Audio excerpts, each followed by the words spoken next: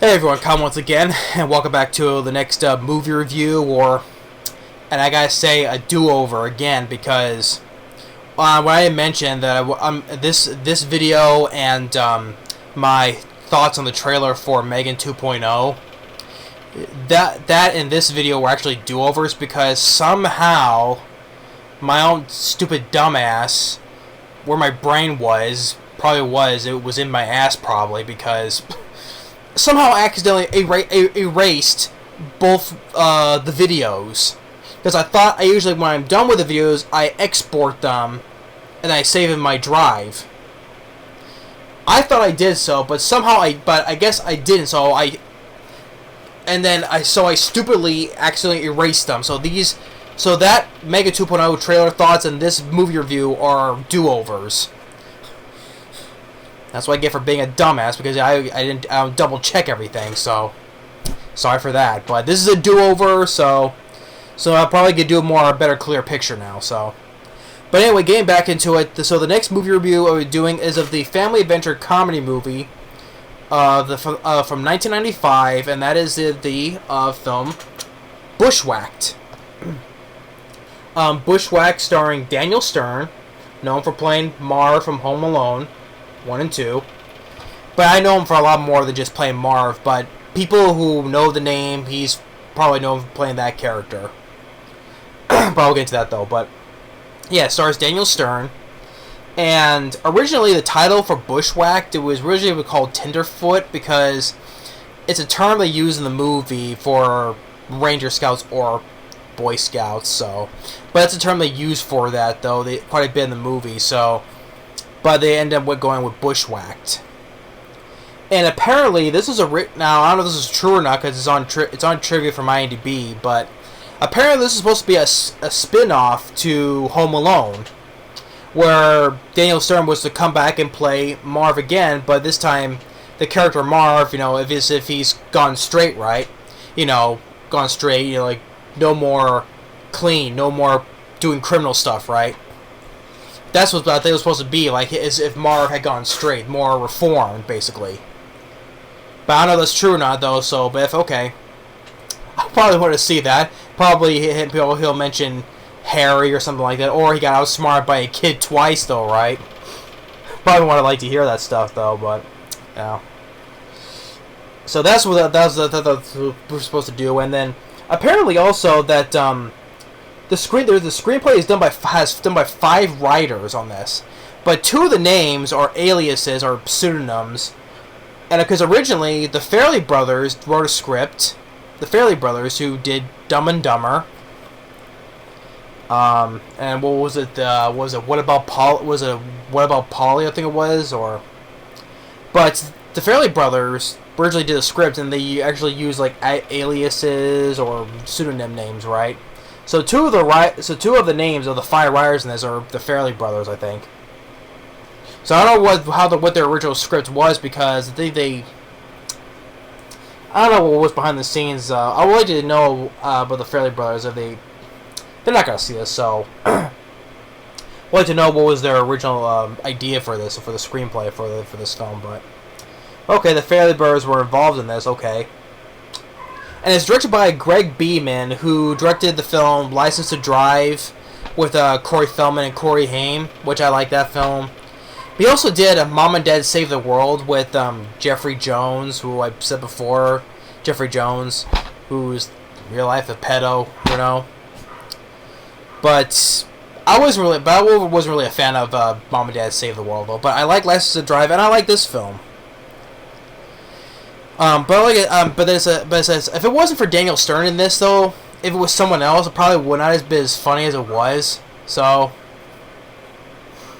but getting into the film though, Daniel Stern, he plays Max Grabowski.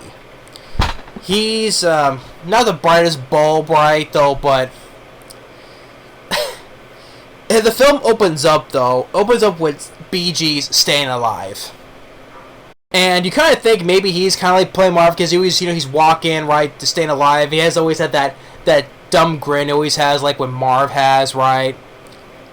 But maybe that's how Daniel Stern is, how the way he smiles though. But it's like he's like, where you take it or leave, he's acting like Marv though. But he's walking to Staying Alive, and he goes to this place and orders some stuff. Right? He says, "I want a couple of Marlboros, cigarettes, some snowballs, and a big Coke." And I never understood this guy's the guy behind the clerk, right? His reaction, his face is like this.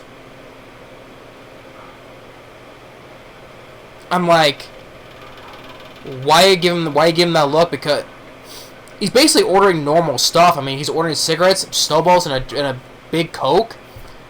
What was so mind-baffling about that, right? He was basically just ordering normal stuff. I'm like, what was so confusing about it? I mean, if the guy came in and ordered that was completely not in the store, okay, fine. It's like, okay, what are you talking about? We don't have this here. Maybe that'll be more understandable, but he's just ordering normal stuff. Okay, a big Coke, snowballs, and cigarettes. What was so confusing about it? I don't get why the guy had to give that look on his face. I don't get it. And so he works for a package delivery company called Freedom Express. Although it's kind of like FedEx, right? Although we do see a FedEx truck go by and it splits if you blink you miss it though. But it's kind of like in a way of FedEx though. And his boss is played by Art Evans. Rest in peace to Art Evans. He passed away last year. He's the guy you remember from Die Hard 2. He was the chief engineer, Barnes. And I know he was also a cop in Fright Night. He's a capable actor. He was a good actor, Art Evans. Rest in peace to him. But he plays as his boss, and he's kind of like a little bit angry at Max because he's like, "What all these deliveries you're going to the same place?" And it's like, "Why you getting $50 tips? Why is that?" So the next package he goes to is the same location. It's this mansion to this rich guy, and the rich guy is actually Anthony Heald. Anthony Heald, known for playing Dr. Chilton from who's the warden of the prison in The Silence of the Lambs, and by the end, Anthony Hopkins like, "I'm having an old friend for dinner." Yeah, Anthony Heald is Dr. Chilton. And I also know that he played Kenton, also another scumbag in Deep Rising, one of my favorites. Underrated creature feature film. He's the guy who owned the ship.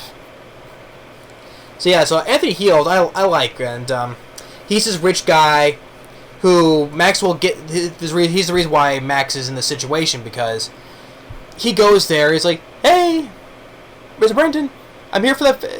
Just give me that $50 tip, and I'll be on my way." And he walks in. He sees that there's a fire, and apparently Anthony Heald, he faked his death, because they find his teeth, right, from the FBI. They find his teeth. But the FBI gets there, and they see that he's the one who committed the crime. He runs away. And two of the FBI guys, the other main character in this film is actually Joe Polito. He's another character actor I recognize. He's been in a lot of other films too as well. Kind of talks in a razzy voice, like this, right? And the other FBI guy, and I forget the guy's name, but he also plays in The Fugitive and the sequel U.S. Marshals. He works one of the U.S. Marshals who's on Tommy Lee Jones's team from both The Fugitive and U.S. Marshals. In U.S. Marshals, Robert Downey Jr. shoots him in the film. So yeah, it's him. He's one who is in both The Fugitive and U.S. Marshals, if you recognize him. So he's the other FBI agent, and so he gets away. The package contains money, but apparently the rich guy, Anthony Heald, he faked his death because they found teeth on him, his teeth. And so Daniel Stern calls his boss, Art Evans, saying is there another package addressed to him, and it's in the mountains called Devil's Peak. And Daniel Stern's like, "Who the hell goes up to the mountains?" And apparently, then we get to our other set of characters. These technically they're Boy Scouts, but they can't use that word, otherwise they would get sued. So they're called Ranger Scouts. A group of kids, mostly boys and one girl, they're the ones that are going up to the mountains to get their badges, right? And so Daniel Stern goes to this stop, and there's the head scoutmaster is played by Brad Sullivan. And Brad Sullivan, he's another actor. He's been in other films as well. I remember him. He was in The Untouchables. I think he was one of the guys that was supposed to testify against Al Capone. But Billy Drago, who works for Al Capone, kills him along with Charles Martin Smith. I think he was the bookkeeper. So, yeah, Brad Sullivan, he's been in other films, but I also remember him from The Untouchables. He's the scoutmaster in this, so he puts a sign on, because Daniel Stern, he steals a car, right, when he steals the car, it has a child in a car seat. I'm like, this kid obviously looks too old to be in a car seat, right? Because when he steals a car and leaves the kid in the car seat on the curb, the kid obviously looks too big to be in a car seat. But when he gets to the stop, though, and Brad Sullivan sees he's parked in a handicapped, right, and he puts a sign saying, "I'm an inconsiderate person," and they recognize it on the television, so he puts Brad Sullivan, glues his hand and chin to the car seat like so. You turn that way and keep going to go to Mexico, and then Daniel Stern goes the other way. And then that's when he gets stopped by some old people crossing. It's like, hurry up, or your old ass is up. Keep going. You gonna move it, or I'm gonna run you over. This is how the way Daniel Stern says his dialogue what makes it funny. Like I said, if it wasn't somebody else, it probably wouldn't have been as funny how the way Daniel Stern delivers it, right? Move it, or I'm gonna run you over. And then it's when he gets mistaken as the Scoutmaster. So from this point on, you get the series of hijinks where he's leading the Ranger Scouts through the mountains, pretty much to the movie. So it picks up from there. And we get more funny dialogue, like when they're singing their Scoutmaster's Scout song, right? And Danny starts like this, like, all right, who wrote this song? And then one of the kids like, my mom wrote the words. And he's like, well, they suck. Or another fun one was like when they look at the map, right, and where to get to Devil's Peak, and it's like, how far can it be? It's like, is this big? Is that far? So here it's like some of the Marv dumb was like he's like kind of like in a way playing Marv because he's that dumb, because it's like for the map, how far can it be? Is this big? So, and Daniel Stern, I like this actor. I think he's a tad bit of an underrated actor. I mean, not just from starring in Home Alone 1 and 2, right? I like him in other films. He starred and directed the baseball comedy film Rookie of the Year. He starred and he directed it. I also like him in the horror film Chud, along with John Hurd. Rest in peace to him, I wish him and John Hurd had more screen time together. But Daniel Stern was good in that movie, too. And also the other horror film, Leviathan, with Peter Weller. I love Leviathan. Good effects, good score by Jerry Goldsmith, and good cast. Ernie Hudson, Hector Elzaldo, Meg Foster. So, and Richard Crenna as well. Good, great creature feature. Another one of my favorite creature feature movies as well. So, and then a film where he sees a bear cub, and he's like, it's Winnie the Pooh. And he's trying to be friendly with the bear, and it's like the cub, and it's like biting, and it's like, aha, see, he's playing with me, And then the actual full-grown adult bear shows up, and he faints, and the bear is like dragging him. Obviously a dummy though, but because with between a human and a bear, right? Training, right? But the scouts think, oh look, no, according to the manual, when you see a bear, you're supposed to play dead. Oh yeah, good on you, Scoutmaster. So they think he's actually playing dead, but. And then while it's going on, the FBI, Joe Polito, takes him and Brad Sullivan, takes him with him to find the kids. And one thing leads to another, like where where Daniel Stern is actually playing football with a beehive and him getting stung, and it's more more hijinks and stuff like that while in the wilderness. And I do appreciate that a lot of it is actually in the actual wilderness. Them actually flowing down an actual river. I mean, nowadays it would be just completely all green screen, or even use of real animals, even the use of real bears. You see a couple shots of real deer as well. CGI nowadays, because cruelty to animals. But I do appreciate the good points that using real animals in movies. That's what is also the appeal of when you watch in films like these back then. Before they CGI the animals and everything, they use actual animals. Even with the bears, like the movie The Bear or The Edge with Anthony Hopkins and Alec Baldwin using real bears, or even the dumb moment in Steven Seagal's On Deadly Ground where he fights a bear. But you get the one. They use actual real bears in those movies. That's some of the stuff I do appreciate. So, and then one thing leads to another. They find that the kids find out that he's not the Scoutmaster. He's actually the guy who supposedly did supposedly murdered somebody. And you also get the one. Most of the humor I do like though, but not exactly the. Of course, they have to throw in a piss joke because where Daniel Stern tells the kids to relieve themselves, right, off the cliff, and Joe Polito is down below them, and it's like, oh, thank God it's raining, and Brad Sullivan's like, that's not rain. So you get the scene where Joe Polito gets pissed on. You already know my humor, my thoughts on all type of humor on piss jokes like that. I'm not a fan of that, though. So, you do get the moments like that, which, you know what I feel about those type of jokes.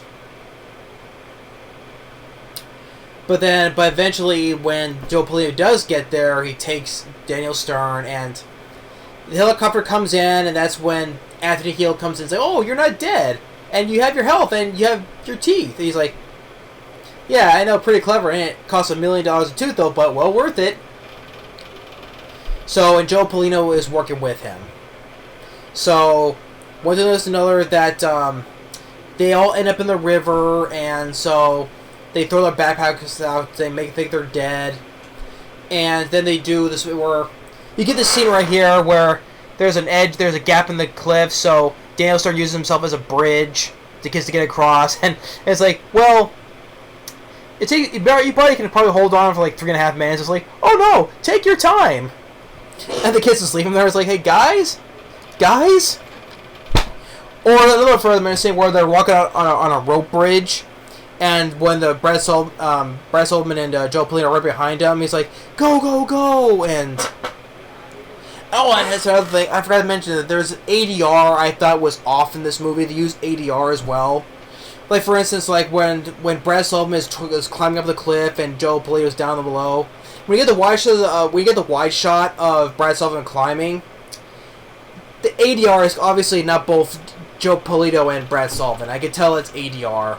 Or a moment where, also an ADR moment where Daniel Stern's like, when one of the kids is too scared to walk across a rope bridge, the kid does get across. He's like, good for you. Like, get the hell out of here. When he says that line, that's another ADR moment as well. So you get some bad ADR moments dubbing as well. But then eventually they get up to the cabin, and one of the kids' mom goes up to the cabin because the guy from The Fugitive, the FBI, the guy who played from The Fugitive in U.S. Marshals doesn't want to help her, so she goes up there, and she gets captured by Anthony Heald. And so they finally get up the cabin, and one thing that doesn't make sense to me is that because Anthony Heald and Joe Polito, they're laundering money, right? They're taking and putting millions of dollars in suitcases, right? But there's one less package coming, right?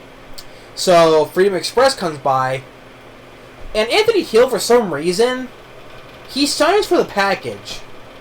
He signs for it. Wait a minute. If he faked his death, though, shouldn't he have signed that package before he faked his death? Because you think people are not going to suspect that, this guy who supposedly died signed it afterwards? Don't the people who are like would put two and together away. How can a dead guy sign for this package, right? If they trace whose the name is, right? I think he should have got the package beforehand and signed it before he supposedly faked his death. Because he does, you see him sign the package. I'm like, I guess maybe scratch my head. It's like, shouldn't you have done that before you faked your death? Because if people are not going to put two together, like, oh, a dead man who supposedly who died signed this package. I don't know. That has kind of got me scratching my head on that part, though. But and after one flees another, like Joe Polito gets outsmarted by the Scoutmaster Brad Sullivan, and Daniel Stern punches Anthony Heald and knocks his dentures out. And he saves the lead kid because his mom there. And he's hanging on a branch. He saves him. And then now, now later at the ceremony, the kids get their badges, and Daniel Stern is now promoted to become Scoutmaster. So Brad Sullivan tells him, "Hey, now you got a new assignment. You're going to go up to Yosemite." And not only just take your Ranger Scouts, but the whole rest of the platoon of the Scout Rangers, and they all gather around him. He's like, "Ah!" So, I mean, I had fun with the movie, despite a couple of nitpicks, though. But like I said, if it wasn't for Daniel Stern's comedic tone, it probably would have been as funny if it was somebody else. But I thought that Daniel Stern had, I think he had fun doing this film. I think he did, which yeah, for some good reason. Because hey. This is after he did Home Alone 1 and 2, so... And he was getting more roles in it. Like he said, he did and directed Rookie of the Year, this film. And, well, the thing is, though, this film was a flop, though. It didn't do well at the box office. It was critically negative from critics. I think it has a 5.2 on IMDb and a 10% Rotten Tomatoes. And then after this, he did Celtic Pride, which I don't mind. But that was a flop too, though. But that's too bad. It kind of killed his momentum of him getting more lead roles. Which is sad. So I think Daniel Stern is a good comedic actor. I think he could have got more lead roles if those films were more hits, though. This and Celtic Pride, though. But that's too bad, though. Because I think Daniel Stern did a good. He was funny in this movie. I had fun because of him. He made the film funny. Like I said, for the lines of dialogue it says was funny. And like I said, I wonder what the Farrelly Brothers' original script was going to be for this, though. Guess I'll never know on that part, though. But I thought the cast was capable. I mean, it was fun to see I kept saying Joe Polito. It was John. It says here John Polito, but I'm pretty sure it was Joe Polito, though. I'm sorry if I got that wrong. If it's John Polito, I'm sorry. Because the first one I thought it was Joe Polito the whole time. But it was Brad Sullivan was fun as well. His whole thing was on him believing like, oh, I'm an inconsiderate person and all the stuff he says, And hey, it was nice to see Anthony Heald in this. I like Anthony Heald as well. The music by Bill Conti. This is the same guy who did the score for Rocky. Yeah, Bill Conti who did the score for Rocky. Did the score for this film. I thought it was okay. And Greg Beeman, I thought did fine with the film as well. I do like this a lot better than Mom and Dad Save the World. And I do like License to Drive as well. So yeah, but and Daniel Stern more also. I forgot to mention City Slickers. I enjoy City Slickers. That was a film that was a hit. That he starred in it. I enjoy City. He was good in that movie. I forgot to mention that film. City Slickers. That was a hit. And as I said, Home Alone 1 and 2, Chud, Leviathan, City Slickers, like I mentioned. But this and Celtic Pride just didn't really do that well. And that kind of... Besides starring in A Christmas Story 2, that was shit, though. But to me, that doesn't count. But I just wish he could have got more lead roles, And it's too bad, because he's a very capable comedic actor. I mean, he proved it in Home Alone 1 and 2, Harry! I reached the top!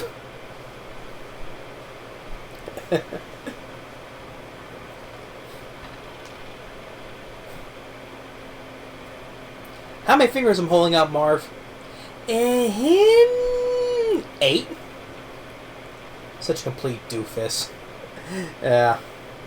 But yeah, you can kind of say he's playing Marv in this, you know, just from his facial expressions and some of the dialogue he says. You can say he's kind of like playing Marv in this, though, but Max Grabelski. And he's like, you know, Anthony Hill, why'd you pick me? And Anthony Hill's like, because you're a pathetic loser, Maxwell. So, but yeah, Bushwhacked, still a funny film for Daniel Stern. Just give it a watch if anyone was a fan of him, especially from Home Alone 1 and 2. Of course, the other film I mentioned though, but he made the film fun. That's what mattered. So it's too bad he didn't go on and do more lead roles after this and Celtic Pride. It's too bad. So that's why I think he's a tad bit of an underrated actor, you know, comedic actor. Hey, if proof of that in Home Alone 1 and 2, that's good enough for me, though, but yeah. But thanks for watching. Stay tuned for the next video, and we'll see you next time. Later.